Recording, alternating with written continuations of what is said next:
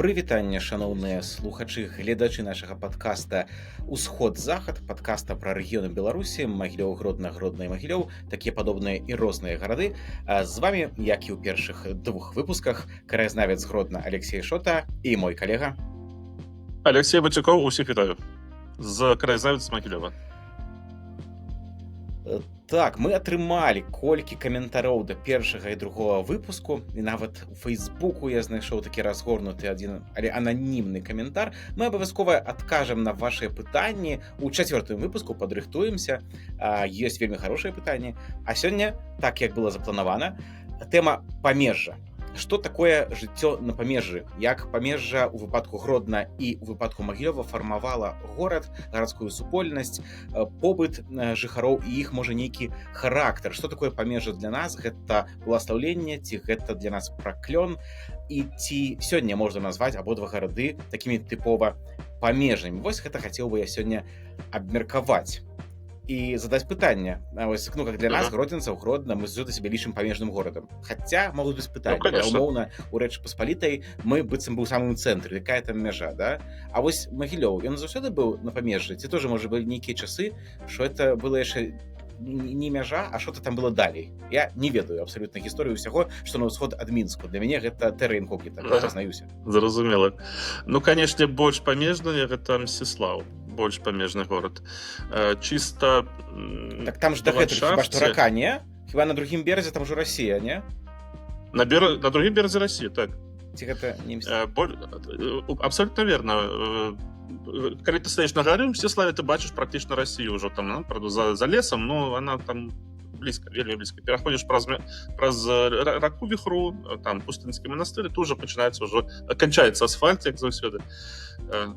Значыць, яшчэ больш чыста па ландшафце, больш памежны, там, напрыклад, это Орша, потому что усе войскі праходзілі праз менавіта гэты вузкі калідорчык паміж Дняпром і Двіной, каб не прыходзілася фарсіраваць Днепр, калі яны ішлі з Масквы, якраз такі менавіта праз Оршу. І потым у крыніцах таксама, ну, не знаю, як это ці можна назваць памежжам, пастаянна узгадваюцца друцкія палі.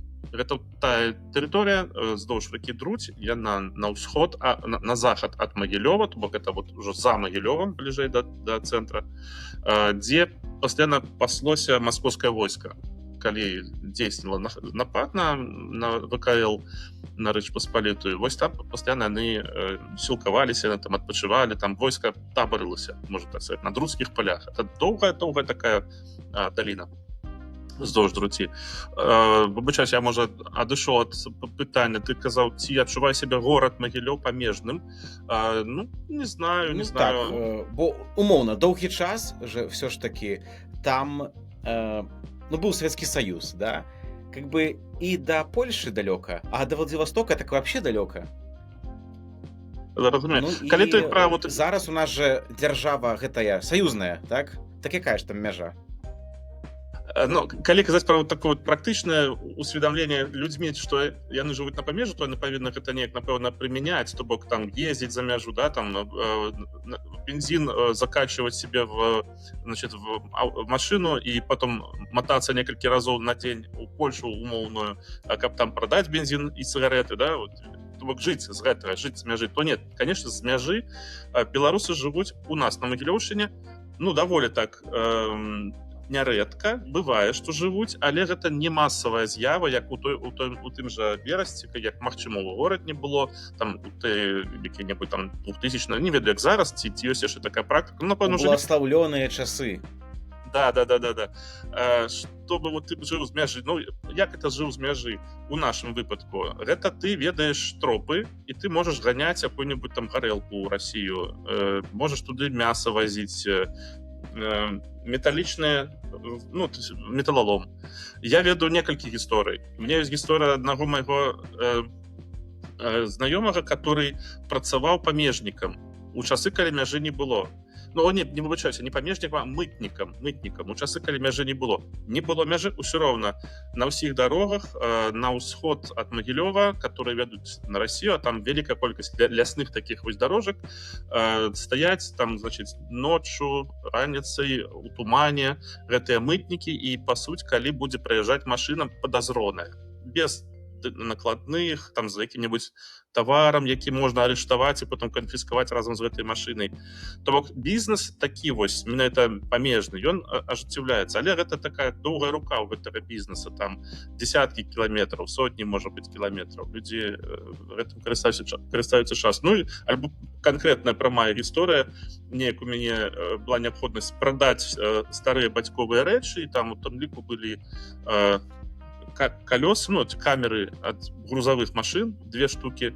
И у меня был один вельмі специфичный покупник. Никто не брал мне эту камеру, только один раз приехал мужчина, купил одну камеру, и в размове я зразумеў, что он гоняя горелку на Россию. У яго здоровенный там, значит, грузовик, и постоянно лопаются камеры, настолько нагружен этот грузовик, постоянно лопаются этой шины, и ему надо были вот такие вот на вот просто одну поездку. И то подчас поездки обедве мои лопнули у яго, як он потом мне рассказал. Ну, вот как бы так вот гоняют, такое есть помежа. А я хочу тебе спытать про твое помежа, одну такую маленькое назирание. Ці правильно я разумею помежа у вашым выпадку, ну, акрамя таго, што яно як бы эксплуатуецца, памежжа ў горадні, гэта агромны лес, які знаходзіцца за ракой Нёман, на поўнач, наколькі я памятаю, ад горадні, і ў гэтым лесе все спрэс, практычна ўсюды самагонна-варыцельныя заводцікі падпольныя. Мне здаецца, гэта проста паклёп. Да, ты что? Ну, насамрэч, можа быць, гэта была нейкая даўняя гісторыя такая. Я вельмі сумневаюся, што зараз она праўдзівая. Па-першае, вельмі шмат ўсё ж такі у памежным рэгіёне зараз кантролю у сувязі з тым, што вось ідуць мігранты, так, не задакументаваныя, і наогул ужо жыццё кантрабандыстаў, ну, не такое вясёлае, як было калісьці там у 90-х, пачатку 2000-х. Мне здаецца, больш пра спіртзаводзікі гэта гісторыя дагэтуль актуальная, хутчэй на поўдзень ад Гродна у бок Белавежскай пушчы, і хутчэй гэта гісторыі Свіслаўскага раёну, і таго, што вось, ну, мяжуе з польскага боку з Белавежай з Гайнаўкай, з тым прыкладна рэгіёнам. А вось пушча Гродзенская, адпаведна, частка Аўгустоўскай былой гістарычнай пушчы, все ж на поўнач, то бок ад Гродна, там, дзе і каралі палявалі. Ну, мне здаецца, она не урбанізаваная, кепска сказаць, ну, заселеная людзьмі ў сэнсе, і там няма такой глушы прям моцнай, каб схаваць, таму хутчэй не. Калі казаць пра Гродзеншчыну, ну, Гродзенскую вобласць адміністрацыйную, то это, можа быць, варта было б кудысьці ў бок туды, дзе Налібацкая пушча пачынаецца, і ўжо вот туды бок Мінску, то есть даволі далёка ад Гродна. Вот каля самога Гродна хутчэй гэта байкі і легенды. Хаця я, ну, такі сабе как бы карыстальнік гэтых вадкасцяў, я магу проста не ведаць. Ну, тут размова была не про тое, што гэта за мяжу як бы бутлегеры ганяюць, перавозяць гэтыя ўсе прадукты, не, а про то, што за кошт таго, што там памежная зона, там ніхто не паселены, там мала людзей, і карыстаючыся гэтым, самагоншчыкі, яны там размяшчалі свае гэтыя ў лясах заводзікі, і там іх было вельмі шмат, як быццам бы, вот, ну, прынамсі, у пачатку 2000-х. Мне так расказваў адзін байдарачнік. Ну, вось, магчыма, гэта акурат гісторыя вот больш даўняя, да? Ну, што часы змяніліся. Ну, як па мне, так там не такія бязлюдныя мясціны. Зараз гараджане любяць выехаць на прыроду, прыкупіць домік пад Гродном. Я бы не назваў мясціны бязлюднымі. Ці правильно я зразумеў, што ў часы, ну, такога позняга сярэднявечча не было блізка мяжы з тымі ж самымі ліфлянтамі, да? Інфлянтамі, што да Гродна, што бок для вас мяжа тады была штосьці далёкае. Ну, інфлянт гэта ж праўда далёка-далёка. Але мяжа для нас была блізкай у тым сэнсе, што мяжа паміж ВКЛ і каронай польскай. Гэта мяжа, якая праходзіла праз сённяшні Беласток, фактычна праз вуліцы ў раёне Osiedla Бояры. Там 70 кіламетраў. 70 кіламетраў гэта дастаткова блізка, все ж такі. Можа быць, у тыя часы за дзень то не факт, што праедзеш. 2 дні, думаю, дакладна дабярэшся. Нават тады нейкім ходам. Ну, калі Але глыбей. ўсё роўна гэта глядзець, такая, скажем, унутраная мяжа, да? Таму што ўсё ж такі гэта федэрацыя так доўга існавала, што я бы эту мяжу назваў дастаткова умоўнай.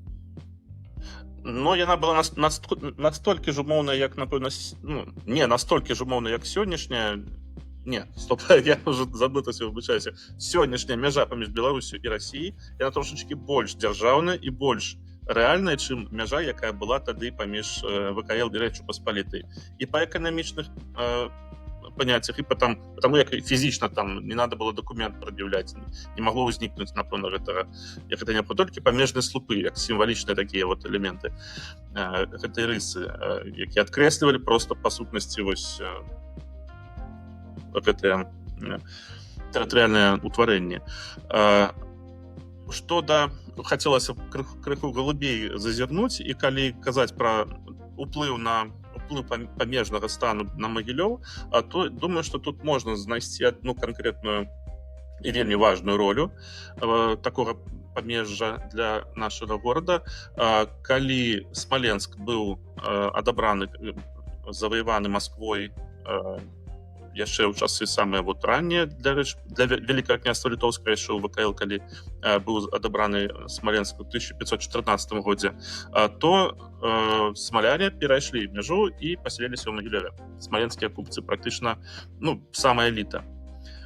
Паколькі існавала тады у маскоўскай традыцыі замена насельніцтва, і людзі не хацелі пераязджаць у глыбінку Расіі, яны вырашылі пайсці да сваёй радзімы, як бы далучыцца, вярнуцца ў сваю краіну. І гэта прывяло да таго, што вельмі моцна вырас эканамічна горад Магілёў за кошт улівання сюды не толькі людзей, но і іх сродкаў, іх рэсурсаў і іх прамых інвестыцый. Яны захавалі гандлёвыя сувязі, сваю дзелавую хватку, інвесцировали ў мясцовую вытворчасць. Гэта прывяло да бурнага росквіту. Практычна за паўстагоддзя Магілёў падскачыў у сваім значэнні сярод астатніх гарадоў. І шмат у чым ён, дзякуючы вось гэтаму моцнаму імпульсу, змог здабыць тую сваю унікальнасць, которая потым яго будзе выдзяляць. Калі, напрыклад, там у Віцебску палова насельніцтва прыватна-ўласніцкія, палова, амаль што там 40%, по-моему, маёмасці і будынкаў у горадзе належалі буйным магнатам, шляхце, і ўплыў шляхецкі тут быў вельмі моцным. І такім жа былі Полацк, Менск. То ў Магілёве амаль 98% усіх будынкаў належалі толькі самім гараджанам. То бок тут не было уплыву іншых актараў, якія маглі бы моцна паўплываць на ўнутрыпалітычным полі у горадзе Магілёве. Все самі гараджане тут як атрымалі ў сваіх руках. Это быў такі горад у горадзе, дзяржава ў дзяржаве, дзяржава ў дзяржаве. Я па гэтаму калісьці у нашай стоп-размове казаў пра яго як пра вольны горад. Такой мы не назіраем. Конечно, былі іншыя невялікія гарадкі, которые таксама не былі цікавыя тым жа шляхцічам, і там была пэўная такая самастойнасць, але збольшага ў нас ўсё ж такі гарады яны былі прыватнымі. Невялікія, калі асабліва казаць. Вось калі зноў жа звяртацца да ранейшай нашай размовы, мы там коротка казалі пра умацаванні, пра замак, а ці можна лічыць Магілёў такой памежнай фартэцай, памежным форпостам, таму што вось Гродно ў пэўным сэнсе у часы сярэднявечча такого больш ранняга так і прэзентуецца. Так, спачатку гэта кшталту заходнія рубежы Кіеўскай Русі, там все, там нейкі князь, драўляны тыцерам, все, далей толькі яцвінгі, яцвягі, всякие немецкія рыцары, іншыя, крацей, страшныя людзі потым. Палякі всякія. потым зноў жа ў часы ўжо ВКЛ гэта таксама такая крэпасць, якая рэгулярна падвяргаецца набегам нямецкіх рыцараў, так, крыжакоў, у сувязі з тым, што, як лічыцца, у Гродні знайшлі прытулак язычнікі. Ну і гэтак далей. У прынцыпе, ўжо, канешне, у больш познія часы менавіта як замак, так, як крэпасць, напэўна, пасля часоў гэтых войнаў грамадзянскіх, так, там свідыгайлы усякіх і так далей, уже, напэўна, там роля замку як такавога, ну, не такая значная. Ну, хіба толькі вот шведскі потоп, паўночная вайна, можа, такія перыяды, калі замак менавіта знішчаецца, абараняецца, але у такое больш раннее стагоддзі Гродна, прям як фартэцыя памежная, ва ўсіх гістарычных нейкіх апрацаваннях, кнігах, папулярных турыстычных маршрутах будзе ўзгадвацца дакладна. А Магілёў, ці ёсць вось такое, як это западныя рубежы нашего мира, нашай цывілізацыі? Усходнія, в сэнсе, усходнія, прабачце. Яны і западнымі потым стануць для іншых, канешне, ўжо дзяржаў. І, дарэчы, сваю такую функцыю Магілёў выканаў у Другой сусветнай вайне, менавіта як западная фартэца, як заходняя фартэца. Гэта ж, ну, Брест, ён жа фактычна нічога не спыніў падчас вайны. Ну, што он там? Навала прайшла далей. Уже тыя абаронцы, якія месяц, они просто хаваліся, большага там, па сутнасці, не было, не нанеслі ніякага смяротнага удару. А самы Мінск наогул не абараняўся доўгім часам. Да? Он же таксама праз яго прайшлі як там праз масла. А менавіта берагі Днепра і канкрэтна Магілёў і іншыя, канешне, рубежы таксама. Вот, але гэтая фартэца выканала такую функцыю, ну, як ператварылася ў фартэцу. І потым, яшчэ ў 44-м годзе Магілёў будзе такой фартэцай на шляху ў іншага праціўніка Магілёў, і вся гэтая ўсходняя лінія, ўсходняя лінія паддняпроўская немцамі будавалася як такая, была назва цытадель вот этой абароне ад Чырвонай арміі ў 44-м годзе. Магілёў быў адной з такіх фартэц. Зараз можна пабачыць у горадзе такую лінію вакол старога, ну, вакол усяго, в прынцыпе, Магілёва, додаў доўгатэрміновых кропак бетонных таких колпаков, бронеколпаки это называется, немецких, якими был окружен Магілёў для того, каб обороняться от Чырвонай арміі. І на многіх... Паглядзець фільм «Дняпроўскі рубеж» ты усім рэкамендуеш? Які здымалі ў Гродні? Там лажа есть. Да, там, по-моему, я толькі пачатак побачыў, ну, глядзеў. І выключыў. Псіхалагічная атака, калі вот это вот немцы ідуць з транспарантамі в першым страю, падняўшы гэтыя сцягі, быццам, ну, псіхалагічна так як бы вырашылі ударыць. Но там лажа поўна такога. Немцы так ніколі не рабілі. Толькі ў кіно. Ну, і ў кіно гэтым. Што ж да таго, як это ў фартэцы, як Магілёў выконваў функцыі фартэцы ў больш старажытныя часы, то, безумоўна, вельмі усе войны практычна хадзілі праз наш рэгіён, хоць бы і праз Оршу, все-таки заходили постоянно на Магілёўшчыну, і конкретно под Магілёў падыходзілі самыя крывавыя войны, тая ж самая война 1654-1667 года, самая знакамітая, як такая прыкладная вайна, то Магілёў быў адной з галоўных мэтаў. Не ўзялі яны іншыя гарады, але на Магілёў кіраваліся мэтанакіравана, потому что разумелі, што гэта то, што ім, ну, самы лакамы кусок вот у гэтым рэгіёне. І тут Магілёў пастаянна, ну, па гэтаму і быў абаронен настолькі моцна. Па гэтаму трохузроўневыя, ну, 3 лініі абароны. Па гэтаму все по звышсучасным слове тэхнікі, ну, тэхнікі і мастацтва ваеннага таго часу. Па гэтаму розныя хітрыкі прымяняліся. Там, напрыклад, драўляны замак быў жа ж у нас у Магілёве, але яго абмазалі глінай, пафарбавалі ў белы колер для таго, каб ён выглядаў як каменны. І прычым гэта спрацавала. Хітрыка адзін раз у нас быў такі прадстаўнік маскоўскай дзяржавы Алексей Толстой, который у сябе ў нататках запісаў, што ў Магілёве моцны каменны замак. Ён каменны не быў. Не быў. Няблага. А вось мне так падумалася, што ў тыя часы, калі умоўна у Магілёве ўсё ўжо было спакойна, я так уяўляю сабе, таму што гэта там часы ўжо расійскай імперыі і это как бы далекавата ад межаў, скажем так. Вось акурат тады Гродна стаў такім памежным горадам, а пра гэта не так шмат кажуць, таму што, ну, быццам бы Польша была ў складзе расійскай імперыі, але ўсё ж таки гэта было асобнае каралеўства польскае. І вельмі доўгі час, акурат пасля падзелаў Рэчы Паспалітай, Гродна быў такім суперпамежным горадам, бо спачатку ён межаваў з Прусіяй да напалеонаўскіх войнаў, і мяжа шла па рацэ Лосасянцы.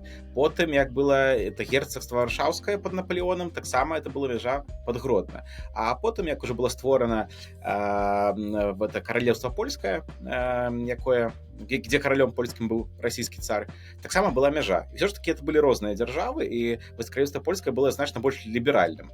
І вось пра мяжу на Лосасянцы, Лосасянка гэта малюсенькая рэчка зараз, такая хуткая, ну, горнага тыпу, можна сказаць, рака, наколькі можа быць ваколіцах Гродна горнага тыпу рака, ідзе каля 46 кіламетраў, палова па польскім баку, палова па беларускім, впадае в Нёман, Лосасянка, таму што там раней ласосі вводзіліся. Ну, это было вельмі давно. Ніхто этого ўжо не памятае. Ну, Магілёве таксама вадзіліся. Вось, і па гэтай рацэ ішла мяжа, пра якую нават Міцкевіч пісаў у пане Тадэвушу. По-моему, двойчы, у двух розных фрагментах.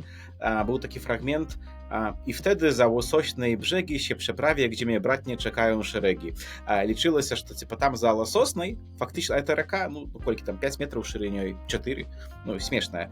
За ёй там уже наполеоновские войски, за ёй іншы лад жыцця, за ёй больш свабодная. Нават, калі было королевство польское больш свабодная нейкая гісторыя адбываецца. І паколькі былі розныя календары, вось праз гэтую рэчку Лосасянку, она зараз ужо ў межах горада знаходзіцца, калісьці ў прыгарадзе была, праз яе ехалі быццам бы 14 дзён. Такі жарт, таму што фактычна грыгорыянскі календарь-то наперадзе, і хто выязджаў, хто выязджаў з расійскай імперіі у каралеўства польскае, той, праехаўшы мост, на 14 дзён наперад трапляў. Вось такая гісторыя памежная з такіх, скажем, ну, мірных умоўна этого доўгага 19 стагоддзя, дзе в прынцыпе адносна спакойна было. Ну, хаця былі у нас паўстанні, але это іншая тэма.